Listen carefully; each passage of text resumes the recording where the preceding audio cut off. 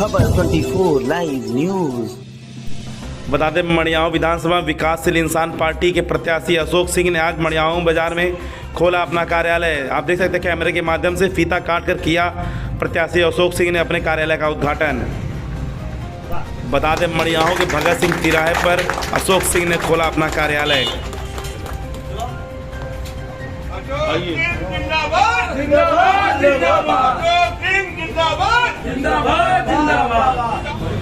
श्रीमान जी, आज आपके कार्यालय का उद्घाटन था, इस अवसर पर आप क्या कहना चाहेंगे? सबसे पहले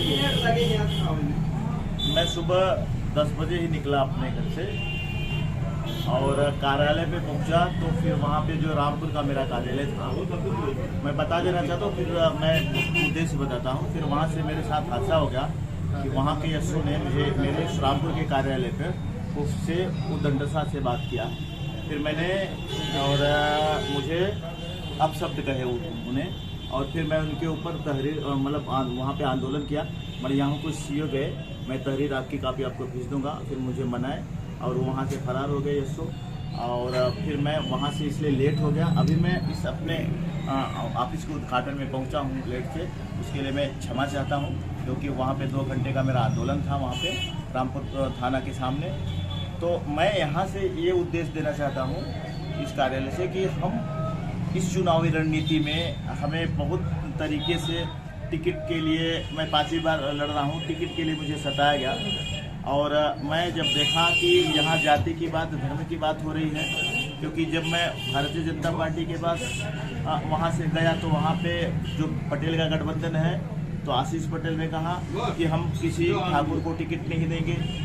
अखिलेश जी के पास गया तो उन्होंने कहा हम किसी ठाकुर को टिकट नहीं देंगे। तो मैं विकासशील इंसान पार्टी के पास गया और वहाँ से टिकट लिया, चुनावी रणनीति में आया। दोनों तरफ से पटेल लड़ रहे हैं।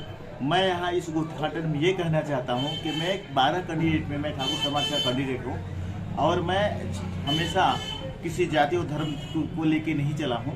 हमेशा सबके को समान भाव से देखा हूँ और यहाँ पे विकास का काम किया हूँ। मैं चाहता हूँ कि मड़ियाओं की जनता अशोक कुमार के सामने जो नाव चुनाव चिन्ह है, उसके सामने अगर बटन दबा के मुझे विजयी बनाता है तो मैं मड़ियाओं के विकास के लिए काम करूंगा, मड़ियाओं के लिए काम करूंगा, न कि धर्म और जाति की लड़ाई लड़ाऊंगा। मड़ियाओं के विकास के लिए आपके पास क्या योजना है? मड़ियाओं के विकास के लिए मेरे पास ये योजना है कि जब आप जौनपुर से चलिए, जहाँ से मड़ियाओं विधानसभा चालू होता है, यहाँ के विधायक ने कभी ध्यान नहीं दिया।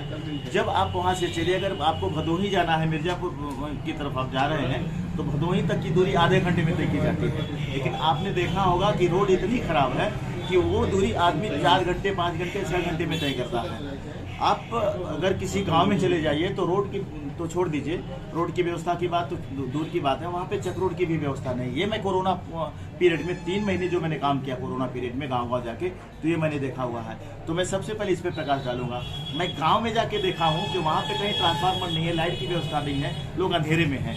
तो गरीब गाँव जो है वहाँ पे मैं ट्रांसफार्मर लगवाने का काम करूँगा, वो वहाँ पे मैं रोशनी देने का काम करूँगा। तीसरा मैंने देखा था वहाँ पे कि आपने देखा होगा कि नल की व्यवस्था नहीं है कहीं कहीं। आपने देखा होगा किसी गांव में इतने गरीब लोग हैं कि उनके पास नल नहीं है, तो मैं वहाँ पे पानी पहुँचाने का काम करूँगा। श्रीमान जी, मड़ियाहू के युवा लगातार दूसरे शहरों में रोजगार के लिए पलायन करते रहते हैं, इस मुद्दे पे आपका क्या विचार है, क्या योजना है? मड़ियाहू में ही, मड़ियाहू विधानसभा मड़ियाहू तहसील में ही मेरा घर पड़ता है, मड़ियाहू तहसील में ही। आप जब बरसिटी रोड पे आएंगे तो मैंने इसलिए एक ट्रस्ट के नाम से 16 एकड़ जमीन ली है कि यहाँ पे मेडिकल कॉलेज होनी चाहिए।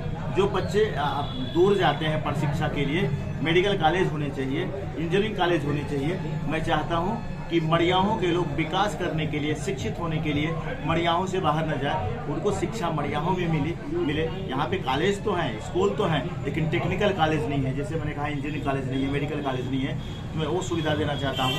अगर मैं जीत के आता हूँ तो ये तो मैं अपने लिए सोचा, अपने पैसे के बल पे बताया आपको, लेकिन अगर मैं जीत के आता हूँ तो मड़ियाओं की जनता की आवाज़ बनूंगा, मड़ियाओं के विकास के लिए काम करूँगा। मड़ियाओं का एक भी बच्चा, चाहे वो गरीब हो चाहे अमीर हो, अशिक्षित नहीं रहेगा, सबको रोजगार मिलेगा। मैं सर, जितने भी प्रत्याशी मैदान में उतर रहे हैं वो बता रहे हैं कि कोरोना काल में हमने लोगों का मदद किया, जनता की मदद किया, इसलिए हमको पसंद कर रहे हैं। आपने क्या उनका मदद किया? झूठ बोल रहे हैं। मैं डीएम के, आपने देखा होगा वीडियो में, मैंने सबसे पहले जब मैं आया था, जब कर्फ्यू लगा था 24 तारीख का, मुझे याद है, मैं उस कर्फ्यू पीरियड में अपनी गाड़ी लेके गाड़ी से आया था। वहाँ पे सारे प्लेन बंद हो गए थे, ट्रेनें बंद हो गई थी, लोग चल के आ रहे थे। तो मैं डीएम को आके सबसे पहले मैंने वहाँ पे योगदान किया था डीएम को। वहाँ पे डीएम कप्तान थे, दिनेश कुमार सिंह डीएम थे। उसके बाद मैं देखा कि जब यहाँ पे मैं दे रहा हूँ, जो भी योगदान दे रहा हूँ, वो जनता तक नहीं पहुँच पा रही है, तो मैं गाँव-गाँव का भ्रमण किया। 3 महीने कंटिन्यू मैंने भ्रमण किया वहाँ पे गाँव-गाँव में जाके। जो कैंडिडेट आए वही इम्पोर्टेड कैंडिडेट जो भदोही के हैं, उन्होंने मड़ियाहू में कभी काम किया ही नहीं है, बात कैसे करेंगे। सुषमा पटेल जो है मुगराबाद साहब की विधायिका रही, वहाँ की जनता से उन्होंने क्यों नहीं कहा कि हमको वापस विधायिका बनाओ, वहाँ से भाग के यहाँ पे क्यों आई है। ये सब झूठ बात है। सपा के गठबंधन का कैंडिडेट जो सुषमा पटेल है, झूठ बोल रही है, यहाँ पे बरगलाने का काम कर रही है मड़ियाहू में। उनको जिस तरह से उन्होंने मुगराबाद साहबपुर की जनता को गुमराह किया, उस तरह से मड़ियाहू में गुमराह करने के लिए आए हैं। और आरके पटेल वहाँ से आए हुए हैं, इम्पोर्ट किए हुए हैं। आपको सबको पता है कि किस तरह से टिकट का खरीद और फरोश होता है, ये मैं अच्छी तरह से जानता हूँ, मैं उसको भोग चुका हूँ। मैं आपके सामने उजागर नहीं करना चाहता हूँ कि खरीद बेच के आए हुए हैं, ये मड़ियाहू की स्थिति को कुछ नहीं जानते हैं। और मुझे पता है इन दोनों को जनता का कोई समर्थन नहीं है, ना कोरोना पीरियड में काम किए हैं। सर हम यहाँ के लोग, हम यहाँ के हैं, यहाँ के रहवासी हैं। BNB इंटर कॉलेज में मैं 1983 में शिक्षा प्राप्त की है, इंटरमीडिएट कॉलेज का। उसके बाद मैं इलाहाबाद गया हूँ, यहाँ के दर्द को समझता हूँ, मैं यहाँ का रहवासी हूँ। इसलिए मैं कोरोना पीरियड में 3 महीने कंटिन्यू काम किया हो, किट पहुँचाऊंगा घर जाके, कोरोना का न परवाह करते हुए कि हमें कोरोना हो जाएगा, इसकी चिंता न करते हुए हम जाके वहाँ पे घर पे बांटे। सर अपने क्षेत्रवासियों को सर आप क्या संदेश देना चाहेंगे? आपका चुनाव चिन्ह क्या है और किस नंबर पे है, इसके बारे में कुछ बताएं। मैं 6वें नंबर के, जब आप पोलिंग पे जाएंगे, यहाँ की जनता जाएगी, तो 6वें नंबर पे अशोक कुमार लिखा हुआ मिलेगा उनको। और मेरे अशोक कुमार के सामने नाव जो होता है, जो इंसान नाव को चलाते हुए जो होता है केवट, तो वो निशान आपको उनको दिखेगा। उस पर अगर बटन दबा के अगर मुझे विजयी बनाते हैं, तो मैं विधायक नहीं बनता हूँ, सारी जनता यहाँ की विधायक बनती है। मैं 1 लाख वोट के लगभग मेरा टारगेट है, मैं पूरा कर रहा हूँ। 10-12 हज़ार से इस लड़ाई में मैं वीर रहूँगा। मैं चाहता हूँ कि मैं विधायक नहीं, मड़ियाहू की जनता विधायक करे। उनसे यही अपील है कि मुझे विधान में भवन में भेजे, मैं उनकी आवाज़ बढ़ के इनकी मांग को वहाँ पर। धन्यवाद। धन्यवाद सर।